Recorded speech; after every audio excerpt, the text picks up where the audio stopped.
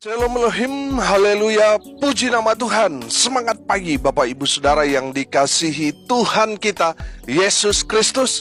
Jumpa lagi bersama saya Pendeta Samuel Mawuntu dalam Renungan Pagi ke 1791 hari. Renungan pagi ini mengudara, puji Tuhan.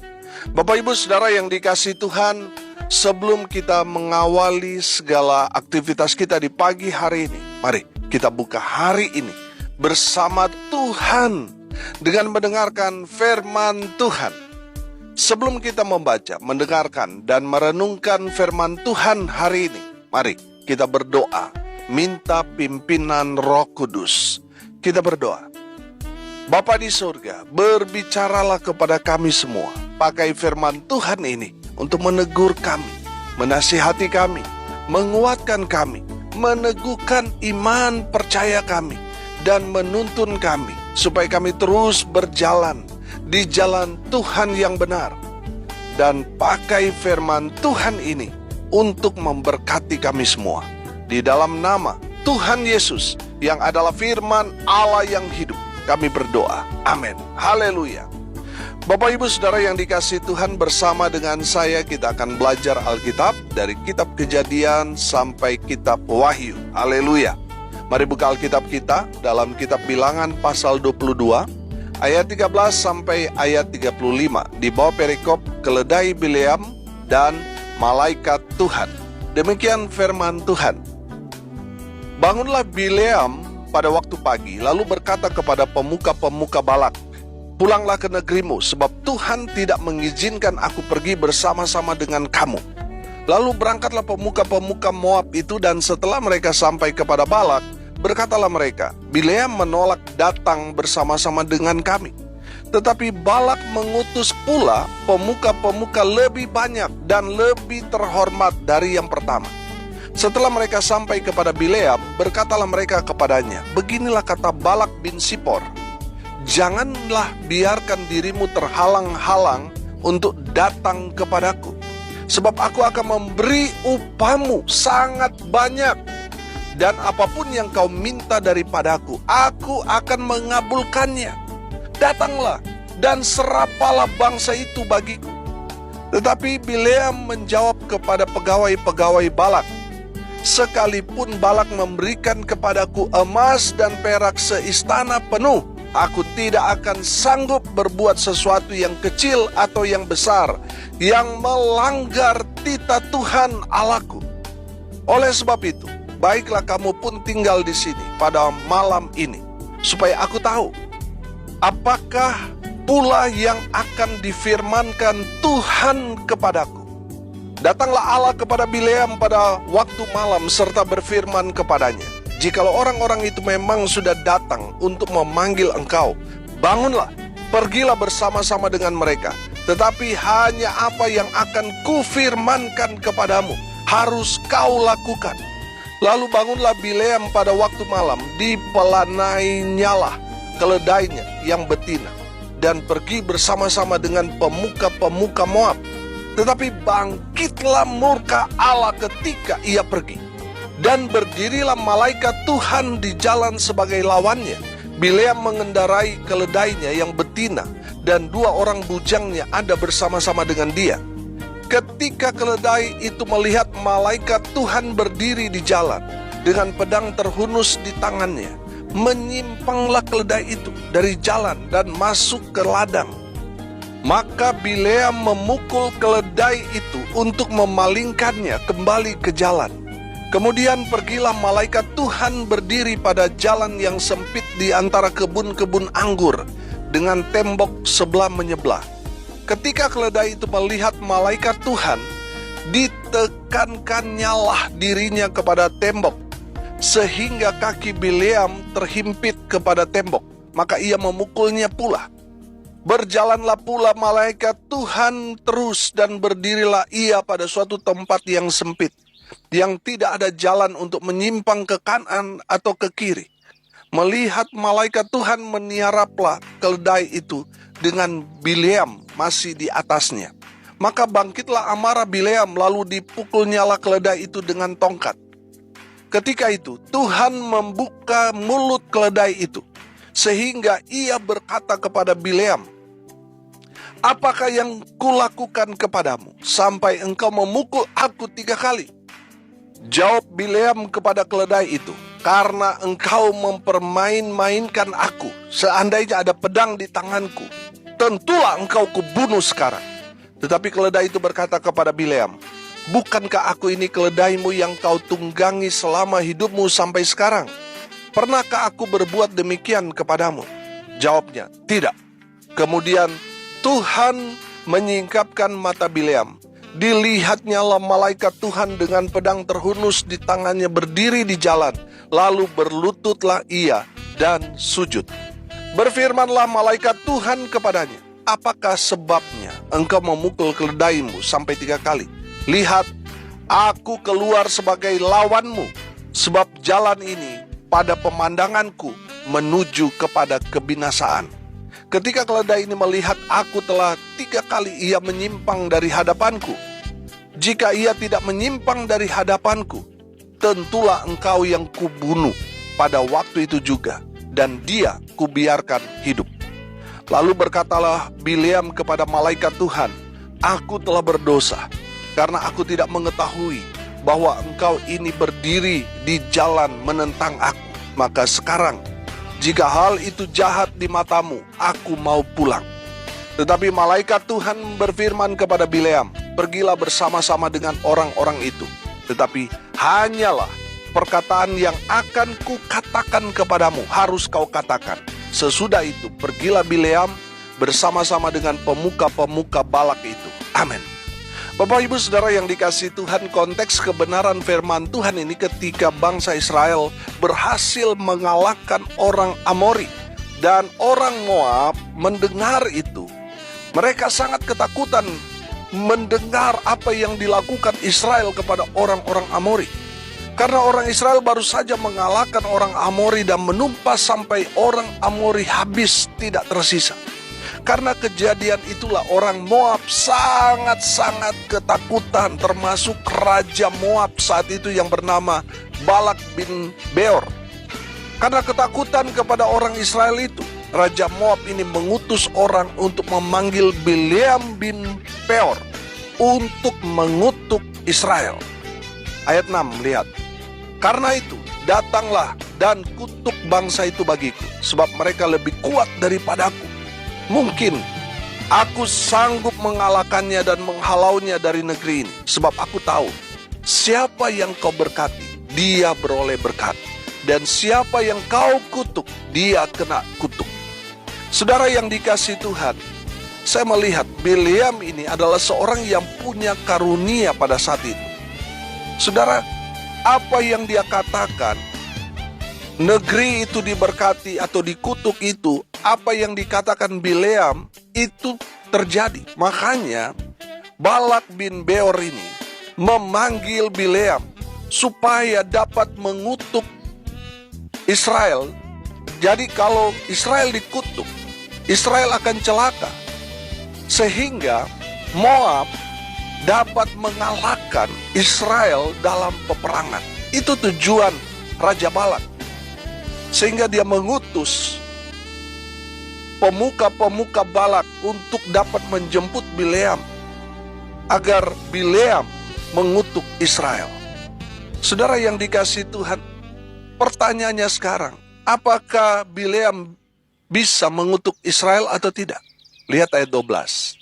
Lalu berfirmanlah Allah kepada Bileam, janganlah engkau pergi bersama-sama dengan mereka.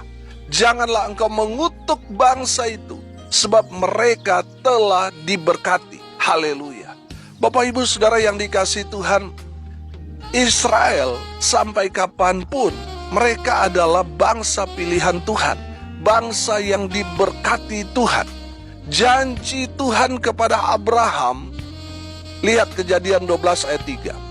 Aku akan memberkati orang-orang yang memberkati engkau, dan mengutuk orang-orang yang mengutuk engkau.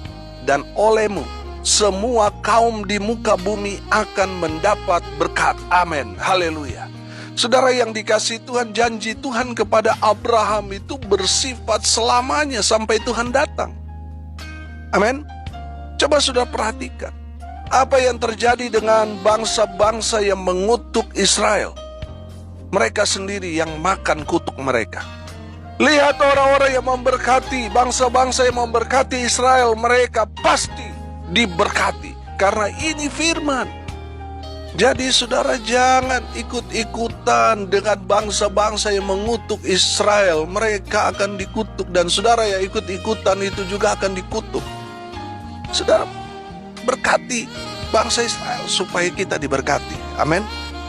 Saudara, karena tidak berhasil membawa Bileam, Raja Moab, mengutus orang-orang yang lebih berpengaruh, lebih terkenal. Tujuannya untuk dapat membujuk Bileam supaya datang ke istana Raja Balak dan mengutuk Israel.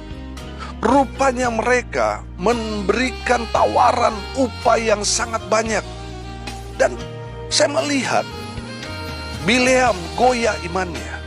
Tadinya Bileam berkata di ayat 17, perhatikan, sebab aku akan memberi upahmu sangat banyak dan apapun yang kau minta daripadaku, aku akan mengabulkannya. Datanglah dan serapalah bangsa itu bagiku. Tetapi Bileam menjawab kepada pegawai-pegawai Balak, sekalipun Balak memberikan kepadaku emas dan perak seistana penuh, aku tidak akan sanggup berbuat sesuatu yang kecil atau yang besar yang melanggar titah Tuhan Allahku. Saudara perhatikan, tadinya Bileam kuat imannya, tapi karena tawaran itu terus terngiang-ngiang dalam pikiran Bileam saat itu, dan Bileam tidak bisa tidur karena terbayang-bayang dengan tawaran upah yang sangat banyak itu. Saudara yang dikasihi Tuhan, saya percaya integritas Bileam diuji. Dan betul, Bileam goyah. Lihat kejatuhan Bileam ayat 19 sampai ayat 22. Oleh sebab itu, baiklah kamu pun tinggal di sini pada malam ini, kata Bileam kepada mereka, supaya aku tahu apakah pula yang akan difirmankan Tuhan kepadaku. Datanglah Allah kepada Bileam, perhatikan, pada waktu malam serta berfirman kepadanya, jikalau orang-orang itu memang sudah datang untuk memanggil engkau, bangunlah, pergilah bersama-sama dengan mereka. Tetapi hanya apa yang akan kufirmankan kepadamu harus kau lakukan. Lalu bangunlah Bileam pada waktu malam, dipelananyailah keledai yang betina dan pergi bersama-sama dengan pemuka-pemuka Moab. Tetapi bangkitlah murka Allah ketika ia pergi, dan berdirilah malaikat Tuhan di jalan sebagai lawannya. Bileam mengendarai keledainya yang betina dan 2 orang bujangnya ada bersama-sama dengan dia. Saudara lihat, di ayat 20 dan 21 di sana ada perkataan Tuhan yang diabaikan Bileam. Tuhan bilang kalau orang itu datang dan memanggil Bileam, Bileam boleh pergi bersama-sama dengan mereka. Tapi di ayat 21 di sana sudah perhatikan, Bileam tidak dibangunkan mereka tapi bangun sendiri. Dia biasanya tunggu Tuhan berfirman baru dia berjalan, saudara. Tapi Bileam tidak mengikuti apa kata Tuhan, karena Bileam sudah gelap mata, sudah ingin kaya. Karena berjalan sendiri tanpa mengikuti apa petunjuk Tuhan, itulah yang membuat Tuhan murka kepada Bileam. Ketika dalam perjalanan menuju istana Raja Moab, Balak, malaikat Tuhan dengan pedang terhunus menghalangi keledai yang ditumpangi Bileam. 3 kali keledai itu menyimpang dari jalan yang dilalui Bileam, sehingga Bileam murka dan memukul keledai itu sampai 3 kali. Karena Bileam kurang peka dengan kejadian itu, membuat Tuhan mengadakan mujizat kepada Bileam, di mana keledai yang ditumpangi Bileam bisa berbicara dengan Bileam. Nanti saudara lihat di ayat 28 sampai ayat 30. Bapak ibu saudara yang dikasihi Tuhan, terkadang kita sudah ditegur Tuhan tapi masih tidak peka. Sama seperti Bileam. Tuhan sudah menegur dia, di mana setiap kali dia lewat dihalangi, keledainya tidak maju, bahkan tiarap saudara. Tapi karena Bileam sudah gelap mata, ingin kaya saudara, sehingga kepekaannya itu luntur. Saudara yang dikasihi Tuhan, terkadang kita, tadi saya katakan, sudah ditegur Tuhan tapi masih tidak peka. sehingga kita seringkali terjerumus kepada jurang maut. Karena apa? Tidak peka. Saudara, mari kita peka dengan apa yang terjadi di sekeliling kita. Karena bisa saja apa yang terjadi di sekeliling kita itu adalah cara Tuhan menegur kita. Maka pekalah pada apa yang terjadi di sekitar kita. Karena Tuhan bisa pakai itu untuk menegur kita. Pekalah pada sekeliling kita. Amin. Lihat ayat 31 sampai ayat 33. Kemudian Tuhan menyingkapkan mata Bileam. Dilihatnyalah malaikat Tuhan dengan pedang terhunus di tangannya berdiri di jalan. Lalu berlututlah ia dan sujud. Berfirmanlah malaikat Tuhan kepadanya, apakah sebabnya engkau memukul keledaimu sampai 3 kali? Lihat, aku keluar sebagai lawanmu, sebab jalan ini pada pemandanganku menuju kepada kebinasaan. Ketika keledai ini melihat aku telah 3 kali ia menyimpang dari hadapanku. Jika ia tidak menyimpang dari hadapanku, tentulah engkau yang kubunuh pada waktu itu juga, dan dia kubiarkan hidup. Saudara yang dikasihi Tuhan, Tuhan membuka mata rohani Bileam, sehingga Bileam melihat apa yang sebenarnya terjadi. Saudara yang dikasihi Tuhan, mintalah kepekaan dari Tuhan, agar saudara dapat melihat apa yang tidak dapat dilihat mata. Ada banyak orang sudah ditegur tapi tidak peka, tidak sadar, dan akhirnya binasa. Bertobatlah dan pekalah pada setiap peristiwa yang terjadi, yang Tuhan izinkan kita alami. Pekalah saudara. Amin. Ayat 34 dan ayat 35. Lalu berkatalah Bileam kepada malaikat Tuhan, aku telah berdosa, karena aku tidak mengetahui bahwa engkau ini berdiri di jalan menentang aku. Maka sekarang, jika hal itu jahat di matamu, aku mau pulang. Tetapi malaikat Tuhan berfirman kepada Bileam, pergilah bersama-sama dengan orang-orang itu. Tetapi hanyalah perkataan yang akan kukatakan kepadamu, harus kau katakan. Sesudah itu, pergilah Bileam bersama-sama dengan pemuka-pemuka Balak itu. Bapak Ibu Saudara yang dikasihi Tuhan, dari firman Tuhan ini kita dapat melihat Bileam tidak berintegritas karena dia sudah menginginkan kekayaan yang dijanjikan Raja Moab kepada Bileam. Bapak Ibu Saudara yang dikasihi Tuhan, betul kita semua butuh uang, tapi uang itu bukanlah segalanya. Tuhan adalah segala-galanya bagi kita. Amin. Prioritaskan Tuhan, cari Tuhan, maka semua akan Tuhan tambah-tambahkan di dalam kehidupan kita. Amin. Haleluya. Hari ini kita belajar tentang Bileam. Bileam dipakai Tuhan dengan luar biasa ketika Bileam menomorsatukan Tuhan dalam kehidupannya.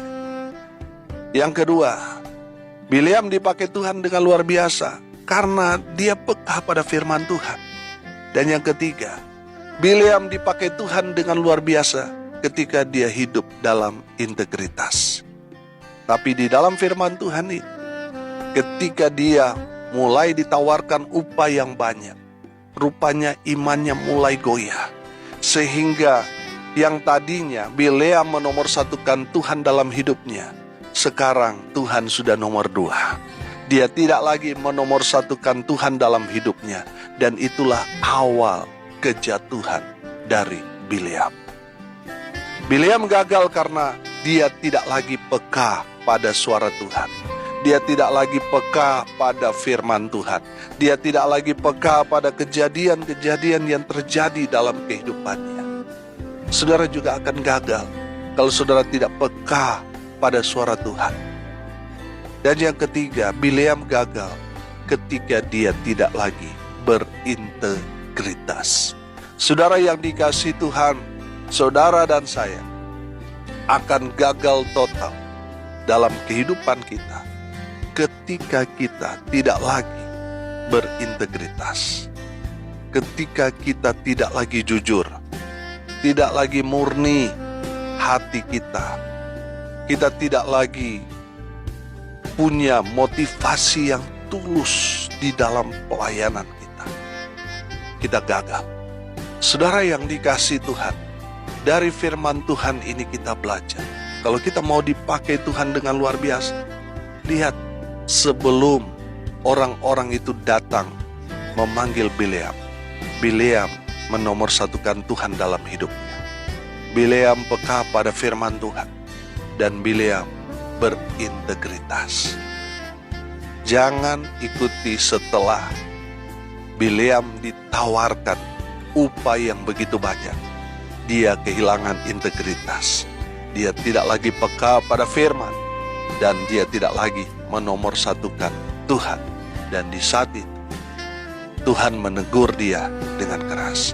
Saudara yang dikasihi Tuhan, ini adalah pilihan buat kita. Apakah kita mau dipakai Tuhan dengan luar biasa, atau kita akan disingkirkan? Saudara yang dapat memilih. Kalau saudara mau dipakai Tuhan dengan luar biasa, nomorsatukan Tuhan. Peka pada firman Tuhan, dan hiduplah dalam integritas. Amin. Mari kita berdoa. Terima kasih Bapa di surga atas kebenaran firman yang sangat memberkati kami. Berkati semua pendengar, hidup mereka diberkati, rumah tangga mereka, usaha, pekerjaan, pelayanan mereka diberkati. Dibuat beruntung, berhasil dalam nama Tuhan Yesus. Mereka yang sakit Tuhan sembuhkan, mereka yang lemah Tuhan kuatkan, mereka yang berduka cita Tuhan hibur, mereka yang berduka cita, mereka yang hari ini berulang tahun, Tuhan Yesus memberkati dengan umur panjang, kesehatan, kekuatan dari Tuhan menyertai hidup mereka selalu. Hamba berdoa, biarlah berkat surga turun memenuhi semua pendengar. Bapak Ibu Saudara yang dikasihi Tuhan, arahkanlah hatimu dan terimalah berkat dari surga. Tuhan memberkati engkau dan melindungi engkau. Tuhan menyinari engkau dengan wajah-Nya dan memberi engkau kasih karunia. Tuhan menghadapkan wajah-Nya kepadamu dan memberi engkau damai sejahtera. Di dalam nama Tuhan Yesus, sumber segala berkat. Saudara yang percaya diberkati Tuhan, katakan amin. Puji Tuhan. Bapak Ibu Saudara yang dikasihi Tuhan, kalau saudara merasa diberkati melalui renungan pagi ini, bagikan juga kepada saudara-saudara yang lain, supaya mereka juga diberkati, karena untuk itulah kita dipanggil untuk jadi berkat. Salam kasih dari Bali, saya Pendeta Samuel Mawuntu. Sampai jumpa besok pagi. Tuhan Yesus memberkati kita semua. Haleluya.